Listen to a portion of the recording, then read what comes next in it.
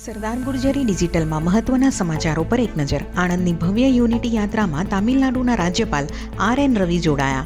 આણંદ મનપામાં પાદરિયા વિસ્તારમાં ગટરની સમસ્યા મામલે સ્થાનિકોની રજૂઆત. અમદાવાદમાં સાયબર ગઠિયાઓ બેફામ. એટીએમ કેબિનમાં જ નકલી ગૂગલ પે કન્ફર્મેશન મેસેજથી ફેક્ટરી કર્મચારી સાથે ₹10,000ની છેતરપિંડી. પાટણમાં ભારતમાલા પ્રોજેક્ટમાં ભ્રષ્ટાચારના ગંભીર આક્ષેપ.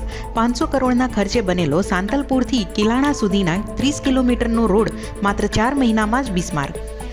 મેડિકલ કોલેજ લાંચકાંડમાં ઈડીના દરોડા. ગુજરાત સહિત 10 રાજ્યોમાં 15 સ્થળોએ કાર્યવાહી.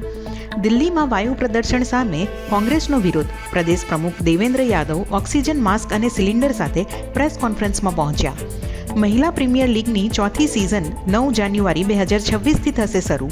નવી મુંબઈ અને વડોદરામાં રમાશે મેચ.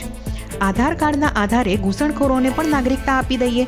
એસઆઈઆરનો વિરોધ કરતી અરજી પર સુપ્રીમ કોર્ટનો સવાલ. પીએકેના પૂર્વ પીએમ ઇમરાન ખાનના મૃત્યુની અફવાઓ તેજ. જેલ તંત્રએ કહ્યું તેમની તબિયત ઠીક. સમર્થકો મુલાકાત પર અડગ. ઇન્ડોનેશિયામાં 6.6 અને 4.4ની તીવ્રતાના 2 ભૂકંપના આંચકા અનુભવાયા.